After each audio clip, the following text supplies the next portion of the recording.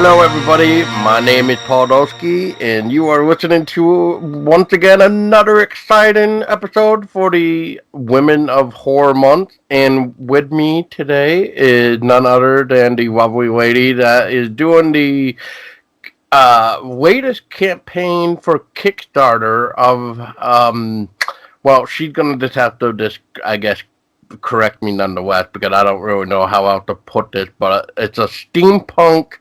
I don't know if this is like a standalone or if this is some sort of continuation, but that's where she can correct me of her series, Boston Metaphysical Society, and her latest one that is going to be coming out because it did get funded on Kickstarter and is now unlocking stretch goals as well.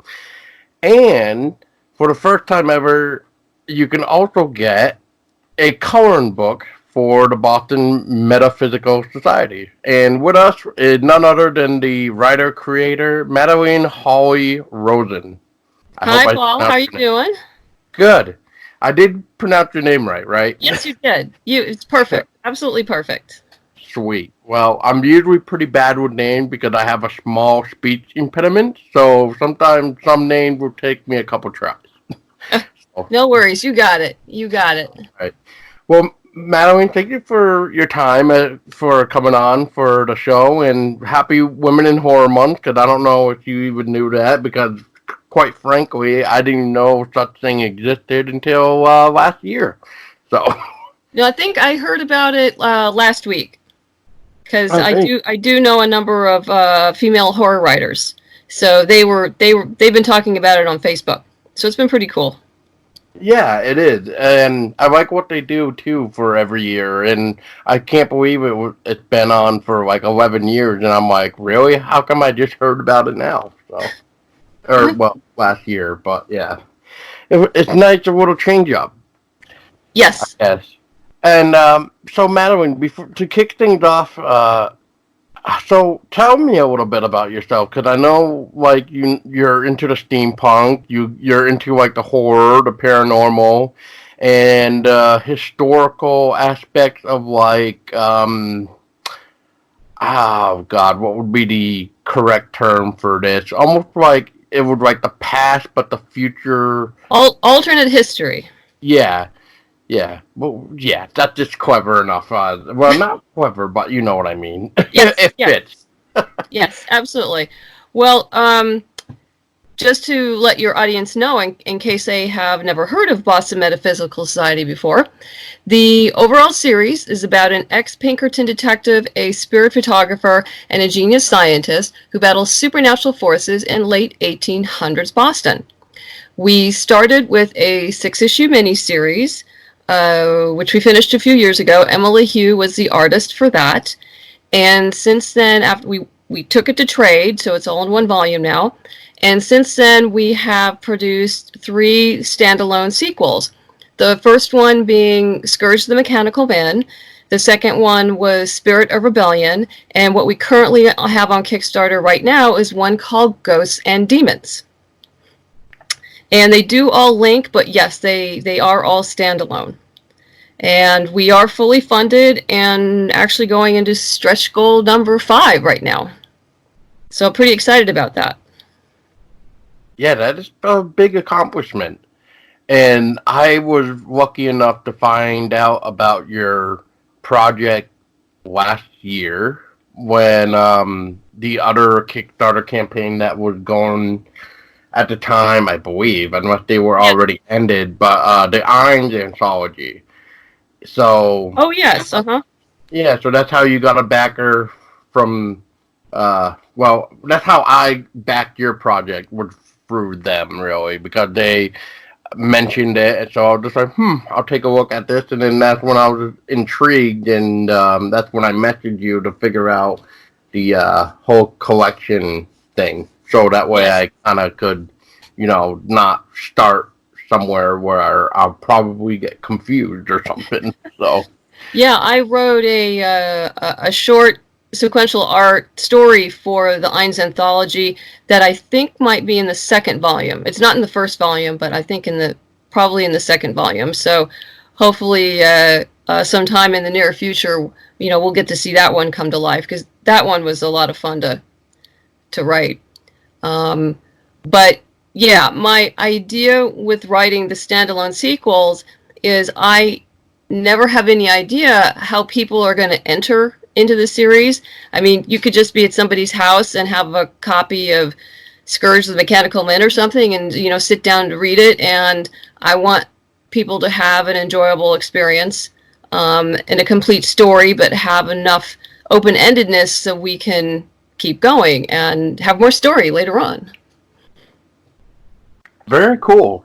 I was gonna ask, like, is there any type of way that you are going about writing these stories anyway, or is it one of those where I kind of hear a lot from people where they don't really have an idea? It's just more of like, let's see where I'll get I don't want to say writer's block, but like the writing really goes like with the flow, I guess. So is that what going on here? Is like you're just kind of going with what would be best, or what would maybe help tie into the story? Because I guess what I'm trying to figure out is Ghosts and Demons. Is this sort of like the continuation after the Spirit of Rebellion? Yes. Yes. Yeah. Yes. I do add a prologue and an introduction to the book, so you can get caught up. But you could just start reading it and you'll get it. I mean, you'll understand the story, no problem. But it just enriches the story. And as far as your previous question is, I pretty much have an overall plan for the series, but often I will take, little detours when, something happens with a character and just something tells me that I need to go forward on something that, a character has done maybe in a previous story, which is kind of what happened with Ghosts and Demons. Ghosts and Demons is inspired by a short story that I wrote a few years ago called Hereby Monsters, that was published in an anthology called Sometime Later by Thinking Ink Press. And it was Duncan the Ghost's origin story, and you meet Duncan early in the original 6-issue miniseries, but I decided early on that at some point I needed to write Duncan's story of, how he became a ghost. So that's what that story is. And what I did was take a character from that story and put it in Ghosts and Demons, which essentially bookends the two stories.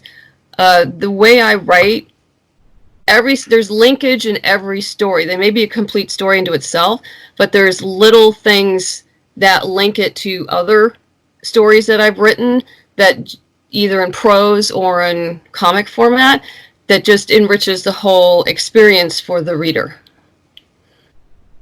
Fair enough. I like that. I like the, I definitely thought when I started with the miniseries, like you were mentioning, it became into like a whole trade paperback, which was nice. And I believe it came with like I don't have it in front of me right now because I have way too many things like to go find it. But it did come with like a small little prologue in that one too, right? Or some sort of like I know what you're talking about. The trade paperback has an exclusive short story in it called Hunter Killer.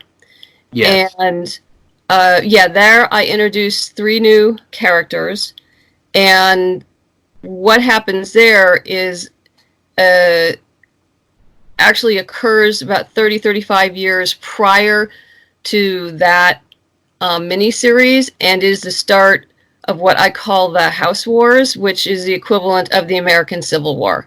It's essentially, Hunter Killer is an airship battle, which is my equivalent of Fort Sumter, where the Civil War started.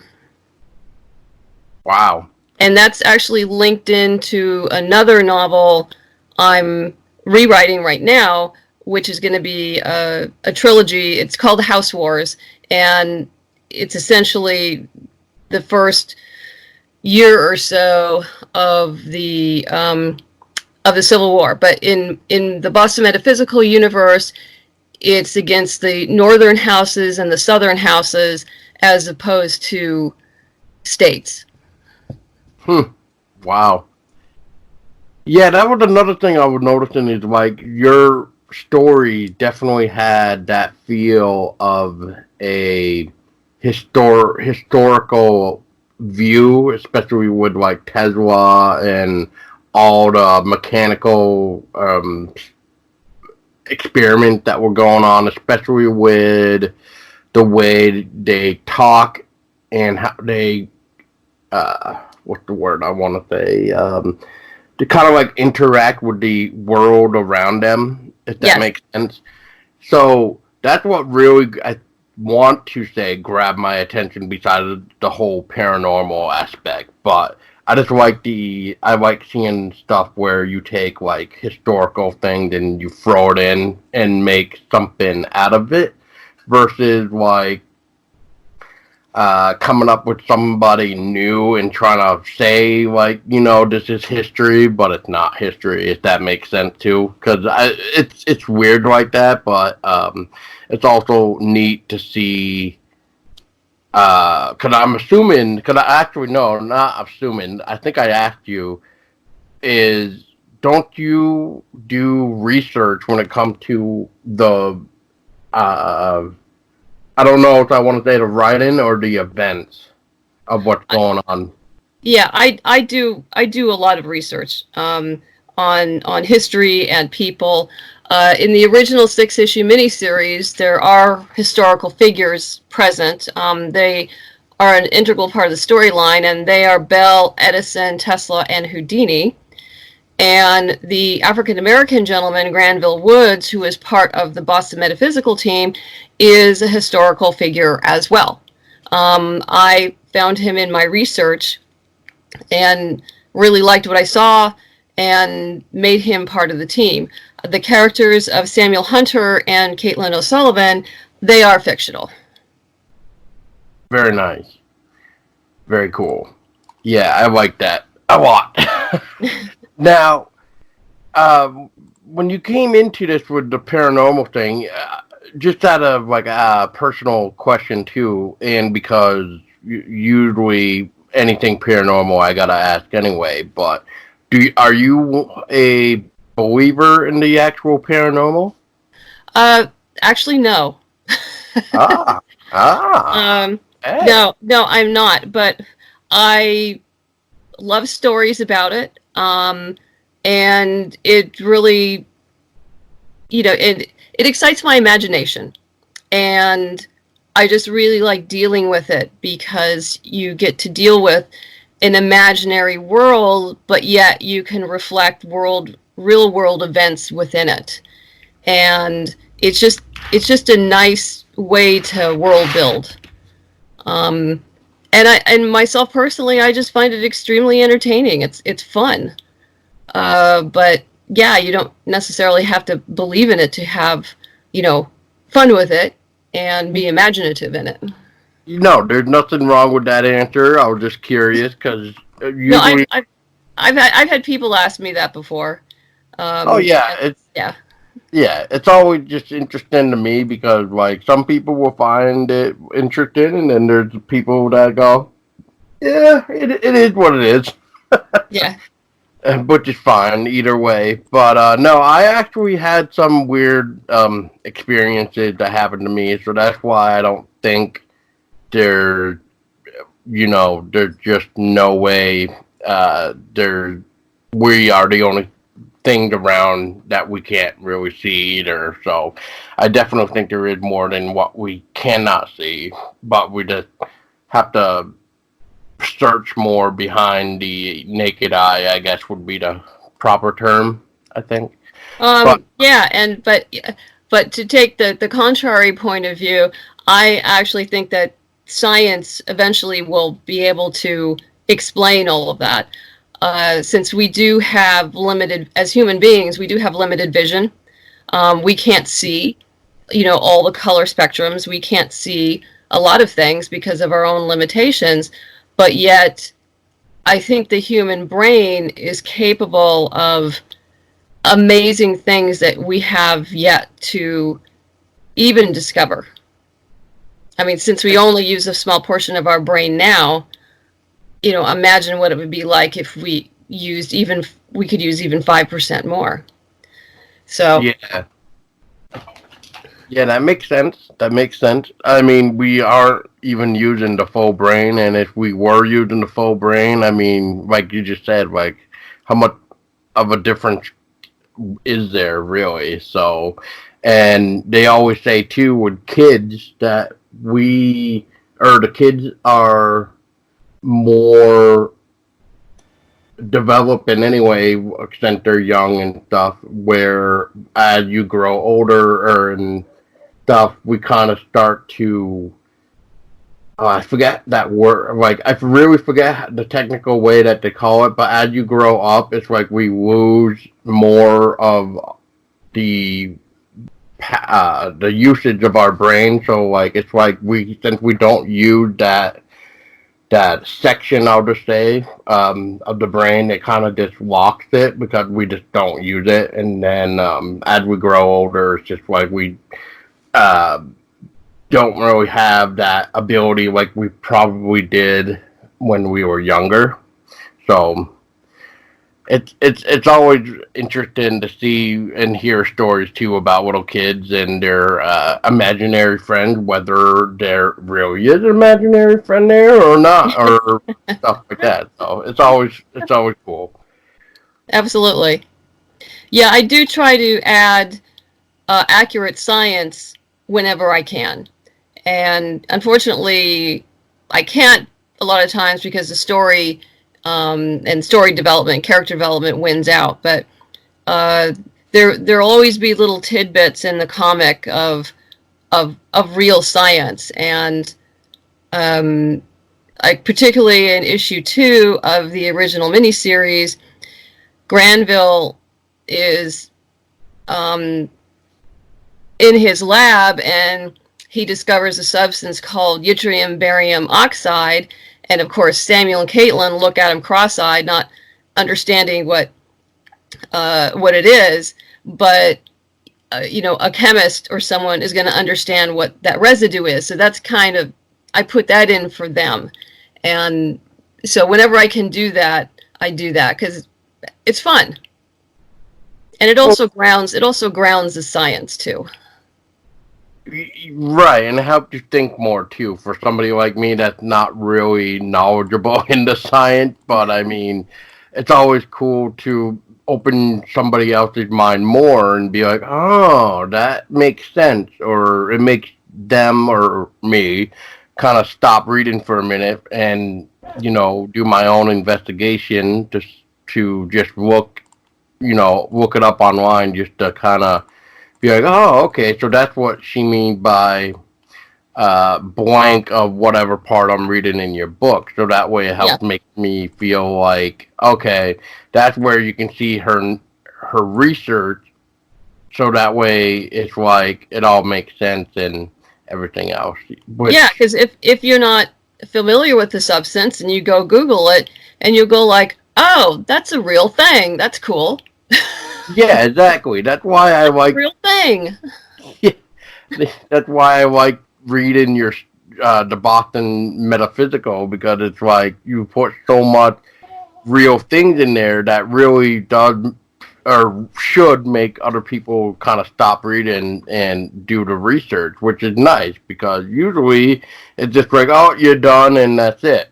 You know what I mean? The question is, the answer is already there, so why do you need to question it even more? It's already answered. So yeah, it's just interesting nonetheless. But out of curiosity, what kind of started you to want to create a comic anyway? I kind of fell in it almost by accident. I had originally written Boston Metaphysical as a TV pilot while I was at UCLA Film School. I was in the MFA program in screenwriting. And a friend of mine, originally it wasn't steampunk at all. It was just a period paranormal detective story. And a friend of mine suggested I turn it into steampunk, which I had heard of, but hadn't really read much. So I researched that, realized they were right, redeveloped it, and sent it off to some competitions and around, and it got good feedback, but this was over 10 years ago, so steampunk really hadn't gone mainstream, and it's expensive to make because of costuming and all that other fun stuff. So it was suggested to me that I turn it into a graphic novel to use it as essentially marketing to go back and sell it to TV or film or something like that, which I did. But in the meantime, I fell in love with writing comics.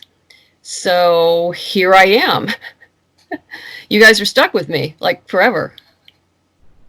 Well, yay! And I'm not trying to say yay as in like, oh boy, we're in for it now, but yay! No, I as long as you're giving us based on the real things and it comes out to be a great story, then yeah, I can't wait to see the next story. I mean, when I got done reading all of your stuff, when I was reviewing them for our site at the time, I was like, man, I can't wait for the next one, whatever happens next. So, and then and Gwen Tavares is the artist for the 3 sequels. She took over from Emily, and that's because Emily moved on to bigger and better. She's doing storyboards for Nickelodeon and Warner Brothers and other places. But Gwen, I loved working with both of them, and Gwen has been terrific. And like any good artist, she gets better with every issue. So it's been pretty awesome working with her. Yeah, and she has, I can't even express like the artwork that she brings out, especially for the wow, what was I just about to say? The other comic series that I know her from too, because I didn't realize she was actually a part of your universe. Because I know her for the Amelia Sky one, and then when I noticed that she was doing your stuff too, I was like, wow, she can really like go in between so many different type of stuff that she could basically do it all. Yeah, she can go through a bunch of different styles, and I think mine is the most detailed. I mean, she impresses the hell out of me constantly. I mean, early on when she was when she first came on board and was doing the first sequel, she was doing research onto men's socks in the late 1800s and women's shoes, and so everything is correct, from the amount of buttons on the shoes to the designs on the socks to everything. So yeah, she's pretty amazing. Yeah, I can't give her enough credit.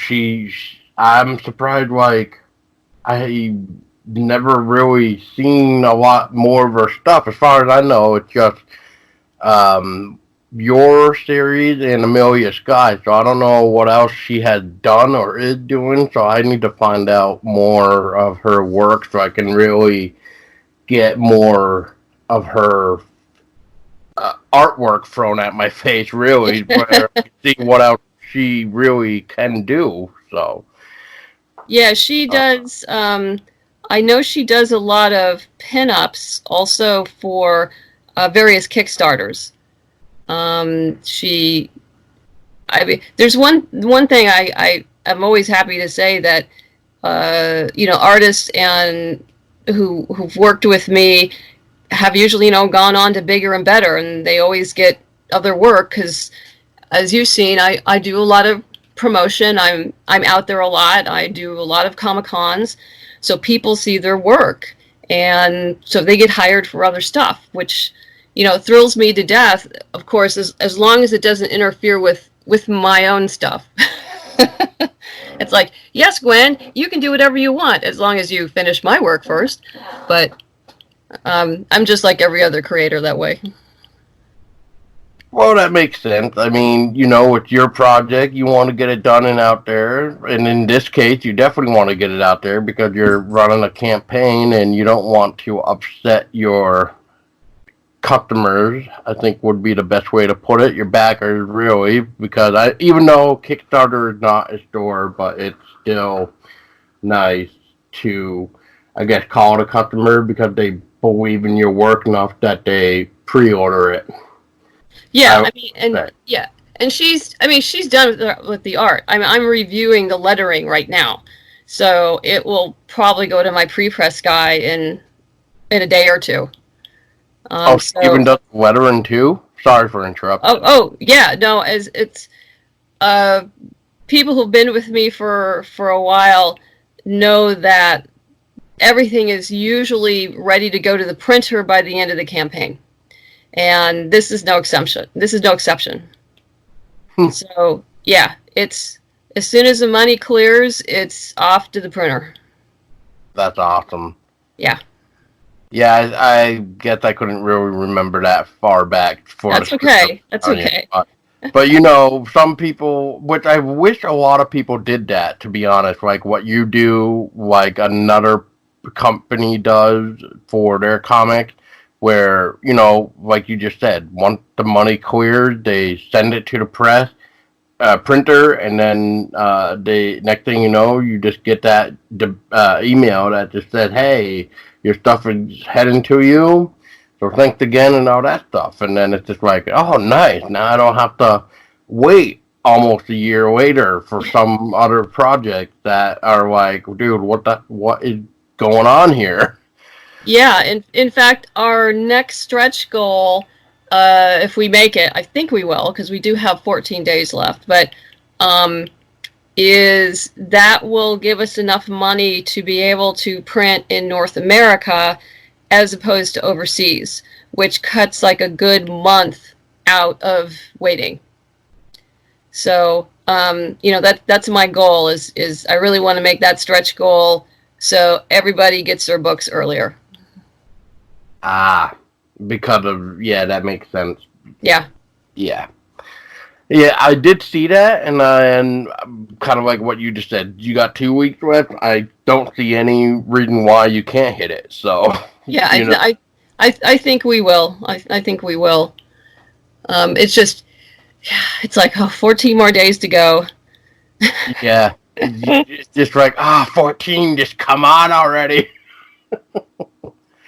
Yeah, it's always fun though, and you've done 8 Kickstarters, and you've also published like what was it called? The Kickstarter for the Independent Creator book, I want to say too. Yes. Right? Yes, that is correct. I have one nonfiction book, and as you said, it's called Kickstarter for the Independent Creator. I wrote it a few years ago because I saw a lot of great projects on Kickstarter doing the crash and burn because the creators just simply weren't ready to launch. And so it's essentially a field guide to running a crowdfunding campaign. And it is, the references, of course, are to comics, but the strategies are the same for any project. I go over like pre-launch strategy, campaign strategy, fulfillment, how to fill the, how to find your backers. There's resources in the back. But yeah, that's on. You can get either a paperback copy or an ebook copy, through Amazon or any ebook platform you're on. Nice. But yeah, a lot of people have told me they found it to be very helpful and have helped them succeed because it really is a step-by-step guide. So say you already have, your fan base, you have a really good email list in hand, you've been doing a lot of cons, So that part you have in hand. So, you can start at, pre-launch strategy and starting to get all those things lined up. That's interesting. I might have to look into that now. Well, because as you know, I want a Kickstarter last year for your short, right? Yeah, for my short horror film, which surprisingly it did fun. But I mean, I was talking with a couple other people too, and they're just like, well, what if you message the other people that you actually back and see if they will,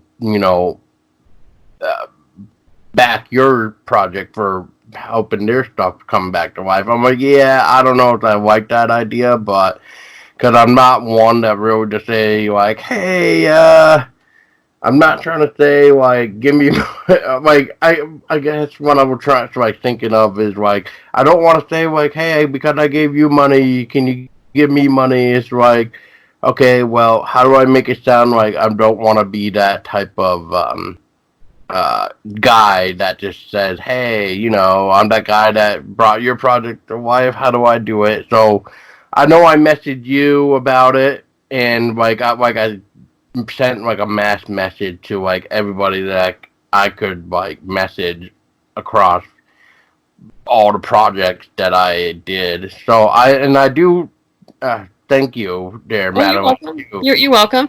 What I would suggest, and for the future, and what I have found to be a win-win for creators, is swapping promotional update posts.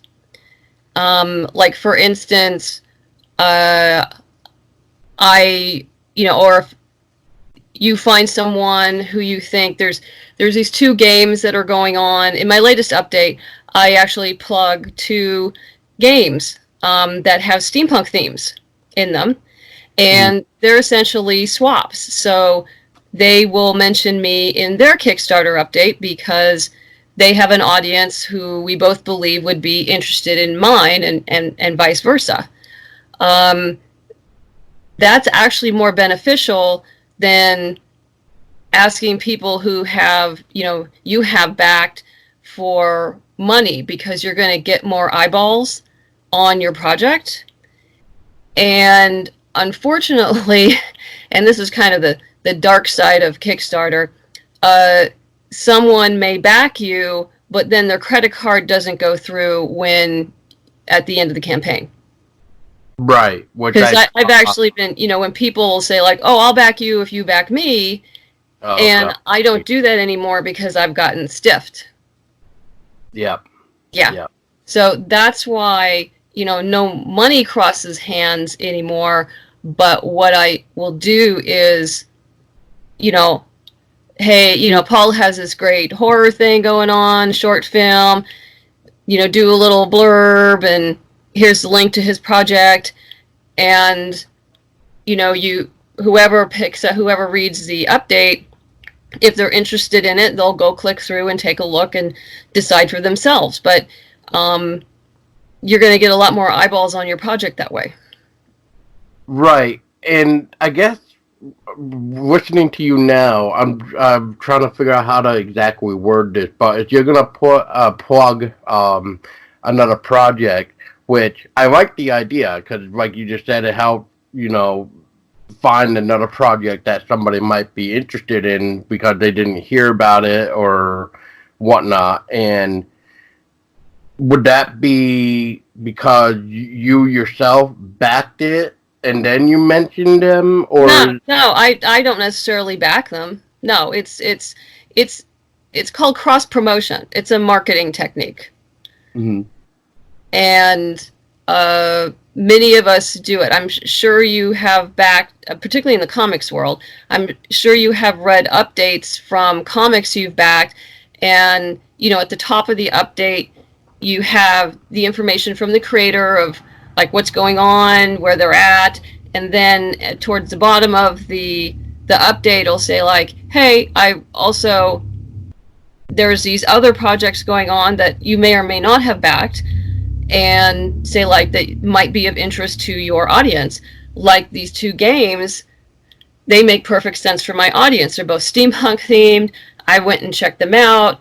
They looked really fun. They looked really interesting. And so I think my audience would actually benefit from knowing about them. And then my audience, my backers can take a look, make their own decisions, and then they do the same for me. Yeah, that makes sense. That makes sense. And then when they back, they can tell that new project that you just mentioned, like, hey, I found you guys think to so and so in a way. So, and then they'll be like, oh, cool, and then they'll maybe check out yours because you got a couple people messaging that new project that you just plugged in or networked with, cross promoting and stuff like that. Yeah, that makes sense. And you're keeping it in the same genre, so that makes sense too. Yeah. And we contact each other. Both of the games creators actually contacted me, and I said, and before I even responded to them, I went and checked out the game to see if it was appropriate, because I won't promote any. It's got to be PG-13. I don't want any, overt sex and violence. It has to be appropriate for my audience. And and I looked at them. They fine. I said, yeah, let's do this. Let's cross promote, and it's done. That makes sense. And everybody wins. It's a win-win for everybody. Well, I hope that my little short film wasn't too violent for you then. Oh, no, it was fine. It was fine. Well, great. But no, that really does help a lot because, when I was debating to do a Kickstarter, because at the time I wasn't really thinking of doing one, because I was like, maybe I'll just do it myself, but then I see, all these great things about Kickstarter, and I know how people love the indie world most of the time anyway. It helped you get out there too and stuff like you have made a name for yourself with Boston. I know that for sure. And I don't see how one project of yours can't be funded because you do everything to the dot. Like you mentioned earlier, once the money clears, you send it over to the printer, and then it comes back to you, and then you just get it out there. So it's never anything worried about. You're always on time, and there's nothing bad to say about what you do. So well, thank you. I try very hard to I'm very conscientious about delivering to the backers. They are essentially my customers, and I want them to have excellent customer service from me. They know they can depend on me to deliver, and so there's no issue there. And I'm really proud to be able to say that. Yeah, exactly. Once you have the customers in the grasp of your hand of your why am I brain farted right now? Your liability, because you are reliable. Oh, no. You're good at it. Like I said, you just have it. Thank you. On your head. Thank you. Yeah. Now I think we need to talk about the coloring book.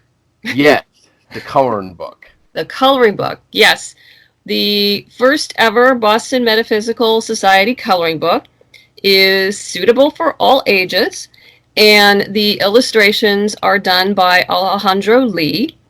And I've known Alejandro for quite a while. We met at probably some steampunk convention years ago. I love his work.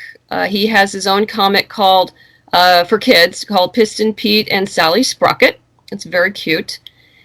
And I just knew that his style would complement Gwen and Emily's in a coloring book form.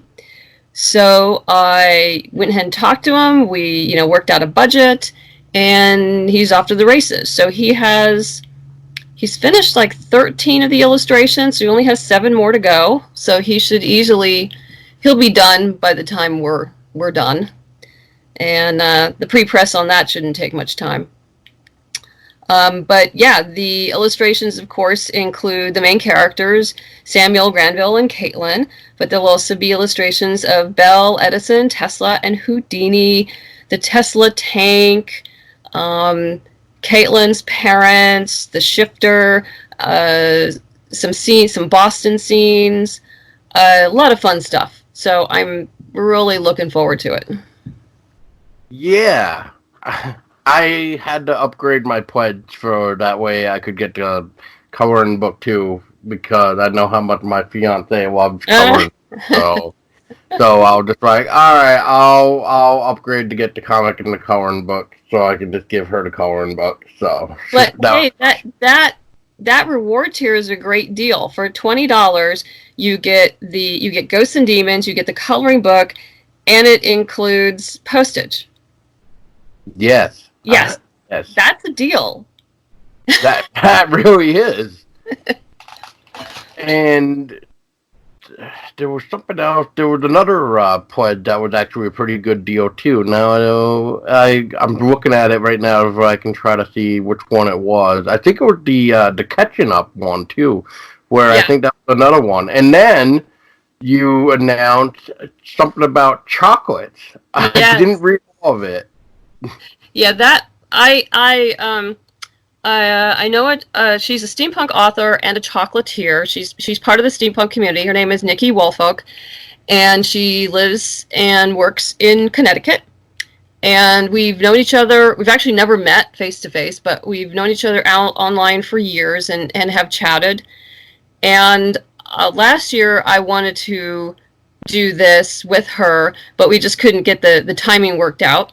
But this year we did, and so it is a limited tier of 10 boxes, small boxes of chocolate. It's 4 pieces of a bittersweet chocolate with caramel filling, and also a little bar of chocolate with like a apple mosaic weaved into it, in a beautiful, beautiful box. And also the book. That's for $36. I mean, I think 5 out of the 10 that we have are already taken. But I'm very excited for her and to promote her. I've done this in the past. I haven't done that last couple Kickstarters just because of timing issues.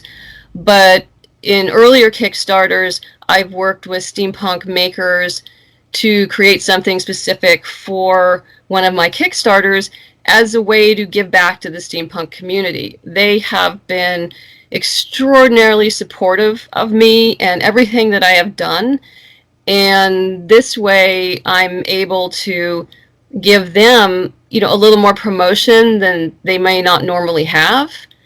And so it's pretty exciting, and I was really happy to get Nikki on board this time. And her chocolate is really good. She sent me samples, so they're good. Oh boy. Well, and it is almost that time, even though it's going to be weight on it, but you could always, get your lady or your man, depending on, who's buying for who, some nice chocolate then for Valentine's Day, even though it's going to be over with. But hey, I mean, why not have that thought down the road when you get your lovely comic book and then you can read it and color with chocolates? Why not? That sounds like a great deal. Yes, you can do that. The chocolate will, those who have ordered the chocolate tier, they will get their chocolate before their books. I will be contacting them separately to get their addresses early to get that out to them. But as for the books and everything, they'll have to wait for the surveys to go out, and that'll be a good month or so after we finish. Well, that makes perfect sense. So that means just freeze the chocolate, people, and then wait for your stuff, and then eat them. Yeah.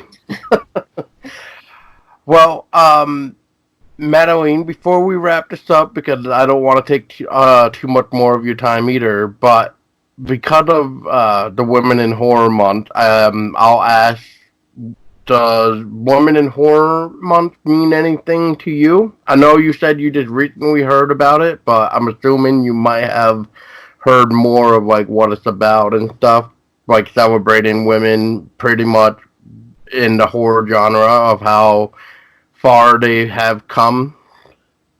I well, unfortunately, women in horror still tend to get ignored, and I think this is a way to acknowledge the fact that there are many amazing women writers who are writing horror, and I think some people, because of their preconceptions of what women should or should not be, have a hard time wrapping their head around the fact that women can write horror, and they can, and they do it extremely well. I know a number of yeah, they're great, and so I think it's just to promote the fact that they exist, because I think a lot of people don't realize that many horror writers are women. Yes. It's not just males having to dominate the entire whatever that they're doing. I mean, women can do it too, if not better. So, I will say that because I've read some very interesting things that women have either wrote or directed, and it's like, wow, like this is really good, and I don't think a man could have thought of this. So that's my opinion, and I'll stick to it. So okay, yeah. Okay. Well, thank you very much for having me on the show. I really appreciate it. Well, I appreciate your time as well, Madeleine. And real quick too, for future reference for people is when the Kickstarter is over with, how can they find you to keep up with updates, and where can people find copies of your comic series? Okay. The Kickstarter runs until the morning of Friday, February 21st. And you can always go to my website at bostonmetaphysicalsociety.com or my Facebook page to sign up for my newsletter, which is only monthly, so it won't, inundate your inbox and make you crazy. The first 6 issues, if you're not into Kickstarter or anything like that, but want to check out the original 6-issue miniseries, you can ask your local comic book store to order it. We were picked up by Source Point Press a year or so ago, and we're in Diamond Previews World, the individual issues last year. So we're actually, in comic book stores nationwide now. And the trade paperback will be in Previews World March, so in just a couple weeks. So if Kickstarter is not your thing, you can contact your local comic book store and ask them to order the trade paperback, and that has all of the original 6 issues plus a bonus 10-page story. Very cool. And I will do my best to try to find as many links as possible for the episode description too, so that way they should have it all there for them as well. But okay. Once again, Madeleine, thank you very much for your time, and hopefully we can chat more in the future for your upcoming projects and everything else. That would be great. Thank you very much, Paul. Well, thank you again, and for everybody else listening, thank you for sticking around, and make sure that you are tucked in to your bed, because you just never know what type of ghosts are knocking on the window and what type of demons are scratching at your head.